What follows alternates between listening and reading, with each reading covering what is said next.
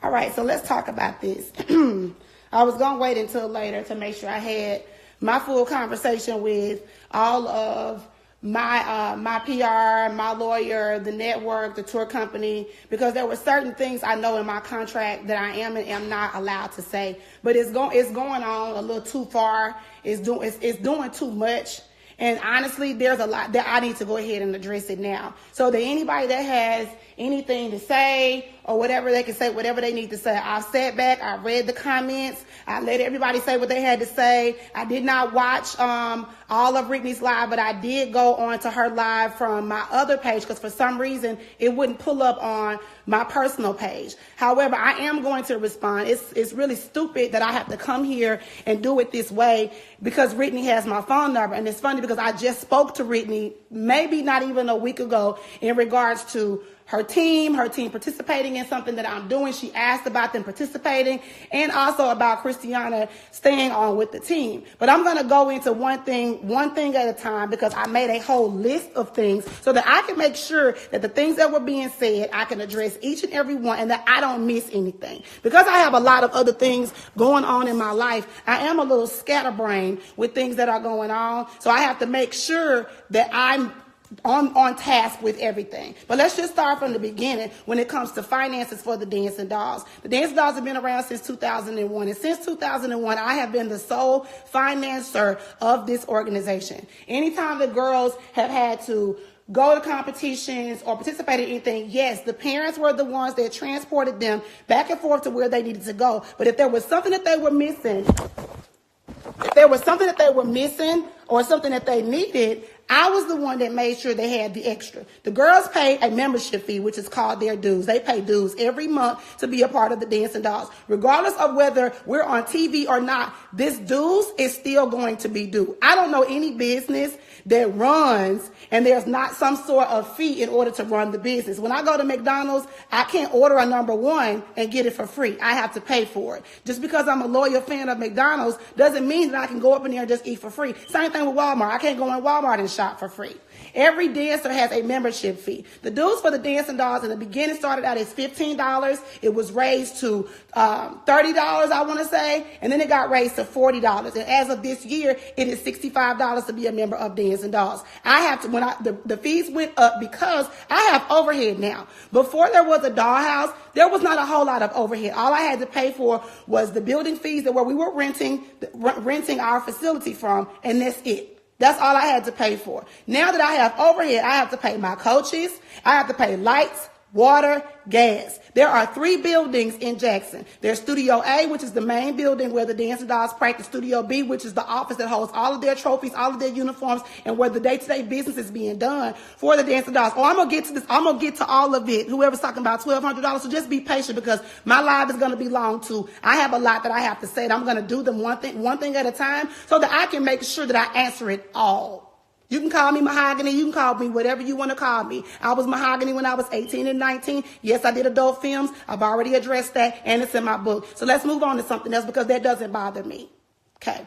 So like I was saying, when I got to Dollhouse, there's overhead. There's Studio A, B, and C. Studio B is the building where the smaller studio is, and I got that studio because some of the dance classes grew a little bit, and we needed to have more space for the kids. When filming came, there was never enough space when filming came for both the Dancing Dolls to practice and for the Dollhouse kids to have class. I got that extra studio because the Dollhouse kids needed to make sure their classes can continue because everybody that's a part of Dancing Dolls is not taking class at Dollhouse. I didn't want my parents at the studio to not have a place for their kids to be. So I made sure that I got the extra space. I took out the extra money, took out the extra time to get this done for my parents. This is me doing this because I cared for no other reason but that. Moving on. I said what I said I had to say about dues, raising dues, and why. I just talked about why dues is raised, using the team as a come up. Now, first of all, Bring It came to the organization in 2014. All of us had the opportunity to stay or to go. And because, yes, it was an amazing opportunity for everyone, all of us. I thought it was a good idea for the team to be a part of it, but every parent could decide whether they wanted to be a part of it or not. There was a casting that was done for the original cast of Bring It. I had nothing to do with the cast. I didn't pick the cast. They were interviewed down at Wingstop down from the Dollhouse. I never got a chance to choose who did what, where, or why. I never knew who the cast was. I didn't care because all of the dancing dolls to me were good. So it didn't matter to me. It didn't matter who was the one that was chosen. I didn't get a choice in the matter. It didn't matter to me. So when the initial cast was chosen, I'm like, okay, great. There's Selena, there's Mimi, there's Tina, there's Rittany. All of their kids are great. Even though me and Selena have had our roundabouts and our beef and our petty drama for TV, me and Selena don't have any issues. Let's just make that clear. So once the cast was chosen, now the cast is on contract. Each cast member has a parent. Their parent is responsible for their contract, not me. I am not responsible for what anybody signs and does not sign. I'm not responsible for how much they're paid. I don't know how much each person is paid. I have no idea. I don't care how much each person is paid. Whatever they are paid, that is up to them and their parents, between them, their parents, production, and the network to negotiate. I don't know anything about that. I never have.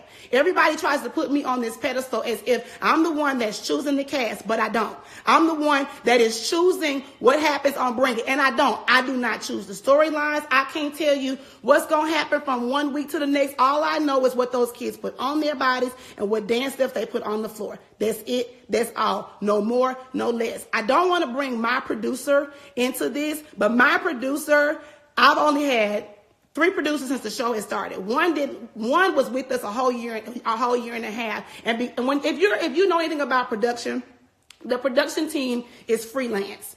They don't live in Mississippi. Some of them, they don't live in Mississippi. They're freelance. And my producer from the very first beginning was with us for a year and a half. She lived in Los Angeles, family in Los Angeles, boyfriend in Los Angeles. How do you feel being in Mississippi, which is a country town in Mississippi, being away from your family? You don't want to be there for a very long time, and having to be there for a year span, that's a lot to ask of a person whose life and family is not right there in Mississippi. So she decided to go back. She and I still keep in touch to this day. The second producer, she did not last, and she got in trouble for something that she did that had nothing to do with me. I actually liked her a lot, but it had nothing to do with me. As it was being said that I can't keep a producer, it had nothing to do with me. She got in trouble on her side of things. I'm not going to speak on that, even though I know what happened. I'm not going to speak on that. That's on her. And now the producer that I have now is a guy. He's been with me for the last 3 seasons of the show. He and I have become very, very close. I shared a lot of things with him that I did not agree with. Some of the things that how the network portrays some of the parents, how the network portrays some of the girls, some of the categories, things that I felt like was too much. The girls are not going to be able to do all of that. I stayed saying y'all got DD4L effed up. You can believe whatever you want to believe. That's totally fine. I don't need anybody to co-sign for me. I really don't, because I know what's true. I know what's not true. I know what's exaggerated. And I know when people tell somebody something and stuff is added on to it. I have been privy to all of that for a long time. I've had it happen to me, and that's okay. I'm okay with that. I'm totally okay with that. Everybody has their opinions, but I know what facts are. Let me stay on task because I want to make sure that I don't miss anything. Filming, returning to film. This season of Bring It, from what my understanding, wasn't even supposed to happen. The early season 5 of Bring It, as you know, the seasons are split into 2. It's season A and it's season B, which is why it's split, and so it comes back in the fall and again in the summer. I was under the impression that after we filmed the first part of season 5, that we were going to be done. Meaning like season 5 was done. They were shortening the episodes. I was like, okay, great. Now the girls can actually take a break. This was back in, you do realize this is a year ago too, right? This is back in March. We were done filming February, March-ish, early part of 2018. We were done filming. I'm assuming that we're done. We're not coming back no more. Fine, cool, that's great, until whatever they do with season 6 moving forward.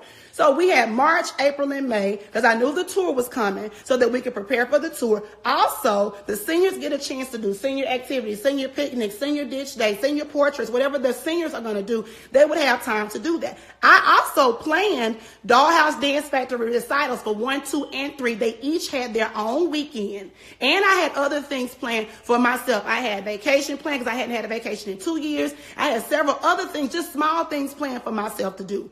When I got the phone call from the executive producer letting me know that the show was coming back, in our contracts, they can come back at any time. They have on us what they call options. I don't know if anybody knows anything about entertainment, but I don't know what anybody else's contracts are, but I know what mine says. Mine says options. I have options. I have so many, I'm not going to get into how many, but I have a lot, but I have so many options to where they can do up to so many seasons with me on the show, and they can come back at any time to film, and I have to be ready, and the show takes precedent because I signed the contract.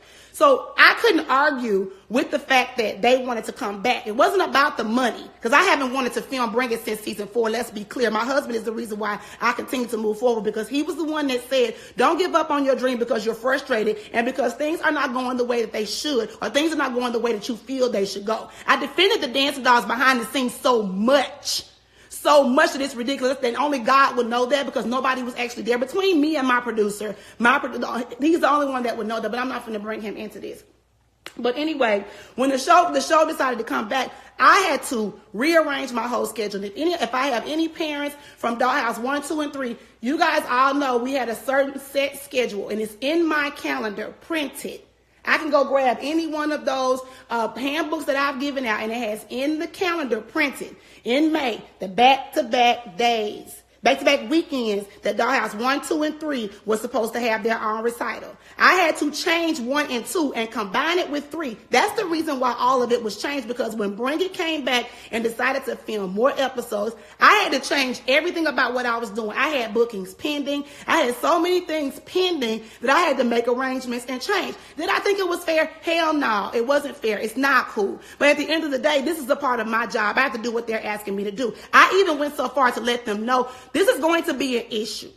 This is going to be an issue. You need to make sure you tell the parents and these kids what's going on. It is not my job or responsibility to drop it in everybody's inbox, DM, text message, whatever, about what Bring It is going to do, because I don't know what the details are for everyone. Information that I'm privy to because of my job is not what information that everybody else is privy to.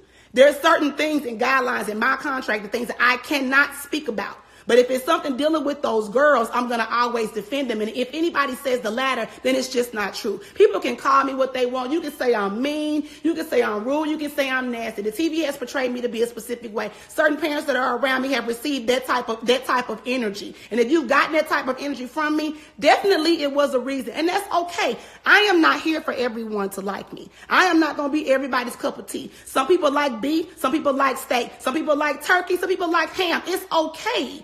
I'm not here for everybody to like or to love me. I promise to God I'm not. And if God had me to be a different way, then that's fine. Yes, I do talk about God a lot because I do have a strong faith. I really do have strong faith in what it is that I'm doing and who I am as a person. But we're going to keep moving forward because I don't want to get sidetracked. As I said, I do not control the cast. I never have. I don't know who's going to get cast. I don't know who don't. When different people come in to the team, they may ask me, what do you think about this person? I could say, well, I know the child. I don't know their parents because I don't talk to their parents. The child is great. The child does this, that, and the third. Do I think she'll be a good asset? Yes or no? They don't listen to me no way. It doesn't matter what I think. They're going to do whatever they want to do anyway. The production, it doesn't matter. They get my opinion because they want to hear what I have to say, and I can appreciate that. But I don't get to decide. That's the first thing. Same thing with the storylines of the show. I don't know what the direction is always. And a lot of times direction derails. When I say always, I don't always know what's going on. A lot of times things are shifted because things really do happen.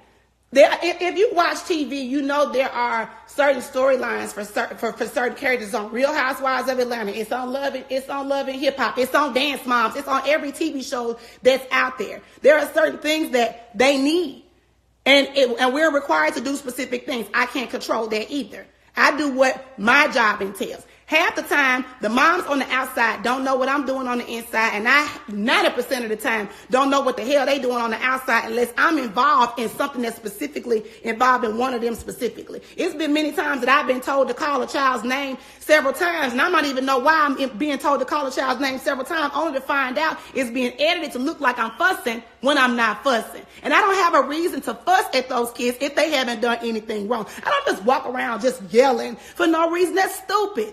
Who does that? They don't show us in there laughing and giggling and cracking jokes. They don't show us in there playing around because that's not what they want for the show. That's not what they want for their particular show. But I'm going to keep on track because I don't want to get derailed. What actually happened on the show that just recently aired? We did practice, and just so y'all know, we don't just practice.